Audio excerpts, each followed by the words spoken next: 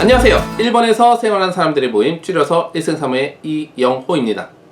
오늘 영상은 지금까지 일본에 처음 오시면 제일 쉽게 만들 수 있는 통장이 우체국 통장이고, 그 외 통장은 6개월이 안 됐다는 이유로 거절이 되기 쉽다고 얘기를 제가 앞에 영상에서 많이 얘기를 드렸었는데, 뭐 그 중에서도 만드신 분이 있으니까 시도해가지고 만드실 분은 만드는 것도 한번 시도해 볼만 하다고 생각이 됩니다.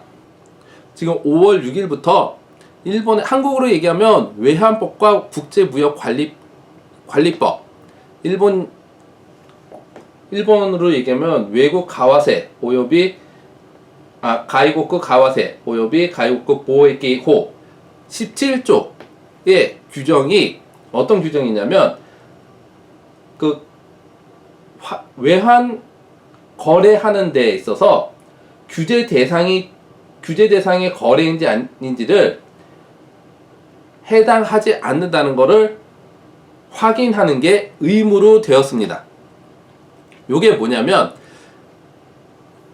6개월 지나지 않은 비거주자가 일본에서 금융 거래를 할 때 이게 규제 대상이 되는지 안 되는지를 확인해야 된다고 합니다.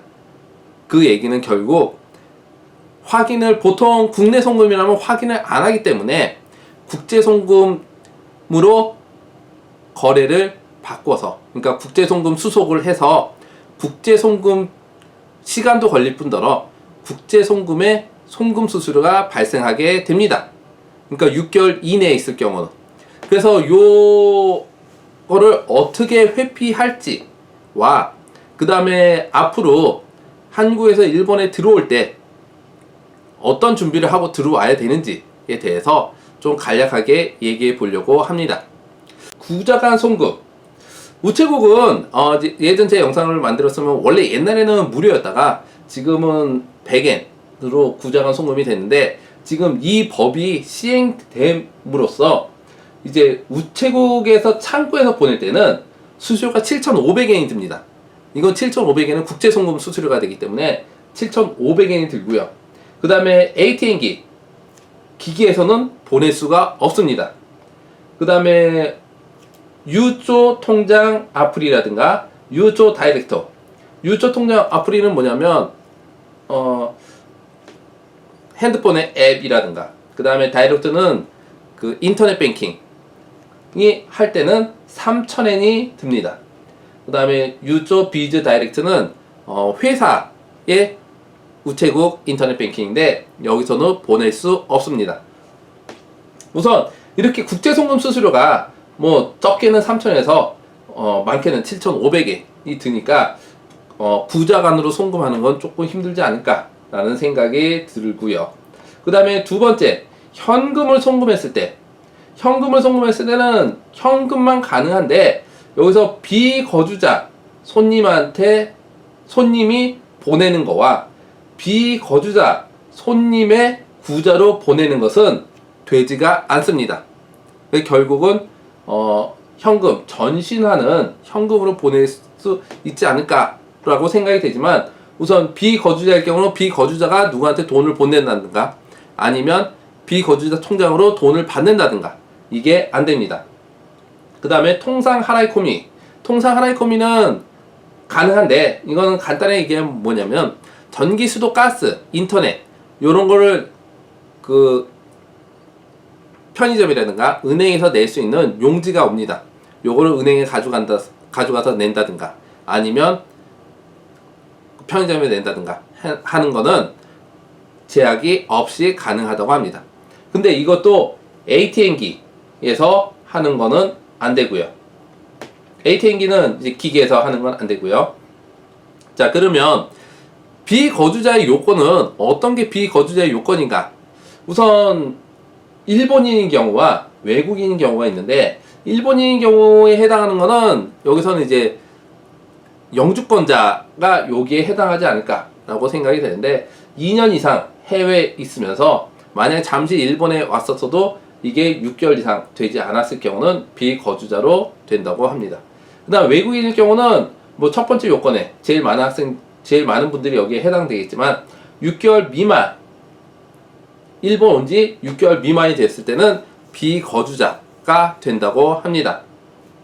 예, 여기까지 해서 간단하게 비거주자가 어떤 제약이 있는지에 대해서 얘기를 드렸고요. 그 다음에 여기서 이게 회피하기 위해서 어떻게 해야 되는지. 자, 우선 6개월 미만이기 때문에 6개월 이상이 됐을 때는 통장을 들고 해당 은행, 다른 은행도 우체국이라면 어느 우체국이라도 가도 되니까 그 우체국 가가지고 이제 6개월 이상 됐으니까 거주자로 바꿔주세요 라고 하면 거주자로 바꿔줍니다. 그러면 그 다음부터는 이제 이런 제약이 없이 자유롭게 입출금, 송금 다 가능하게 됩니다.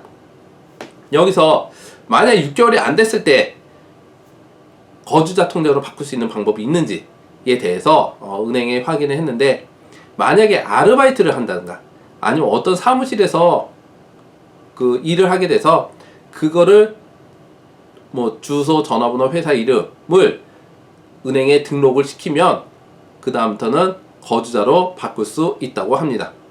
근데 여기서 조금 한 가지, 저도 여기에 대해서는 정확하게는 얘기를 못하겠지만, 지금 학생 신분이라면 학생으로 연금이라든가 의료보험이라든가 그 다음에 각종 세금에 대해서 면제라든가 감면을 받고 있는데, 이게 일을 한다고 등록을 했었을 때 이게 국세청에 들어가서 여기에 대한 세금이라든가 감면 혜택이 줄지 안 줄지에 대해서는 저도 정확하게는 모르겠습니다. 이게 시행된 지 얼마 안 돼가지고 5월 6일부터 시행됐고, 저도 어저께인가 그저께 알게 돼가지고 영상을 만들어서 지금 거기에 대해서는 정확하게 모르니까, 꼭 필요하다고 생각되시면 그 아르바이트 하는 곳을 등록해서 하는 것도 방법 중에 하나고요. 그 다음에 아직 그렇게까지 필요하지 않다라고 하시는 분은 뭐 6개월 지나서 하시는 것도 방법 중에 하나입니다. 우선 이렇게 해서 회피하는 방법이라든가 이걸 알려드렸는데, 그 다음에 이제 문제가 뭐냐, 제가 왜 이 영상을 굳이 만들게 됐느냐. 우선 특히 학생들이 일본에 올 때 어느 정도의 돈을 가지고 오라고 얘기를 드리려고 영상을 만들게 됐습니다. 왜냐면 자기 통장을 만들어도 송금이 안 됩니다.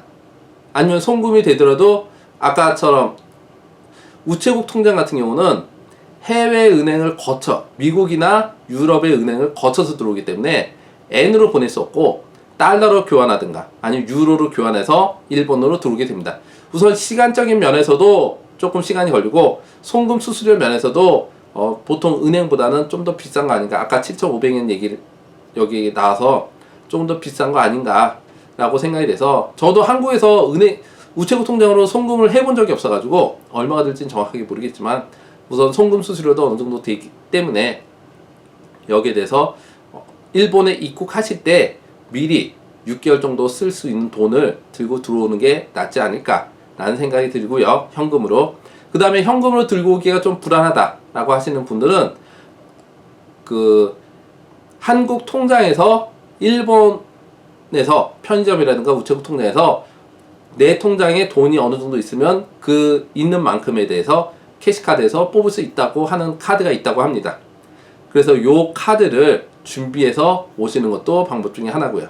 그 다음에 일본 들어올 때 차라리 집을 계약할 때 어차피 한 달에서 보통 그 날짜 계산하고 그 다음 달 월세를 미리 계산해서 오시는데, 이거를 차라리 2달, 3달 분을 미리 계약해서 미리 지불하고 오시는 것도 방법 중에 하나가 되지 않을까. 그렇게 되면 내가 들고 들어올 돈이 그만큼 적어지니까 불안감도 좀 적어지지 않을까라고 생각이 됐고요.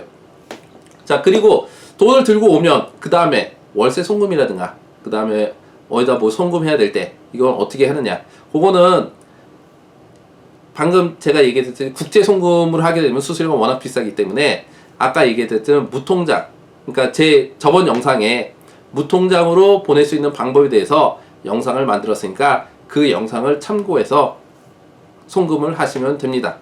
예, 여기까지 해서 지금 얼마 전에 이렇게 좀 규제가 바뀌어져 가지고 이 규제가 들어가 있기 때문에 이 규제에 대응할 수 있는 방법과 회피하는 방법에 대해서 간략하게 얘기해 드렸습니다.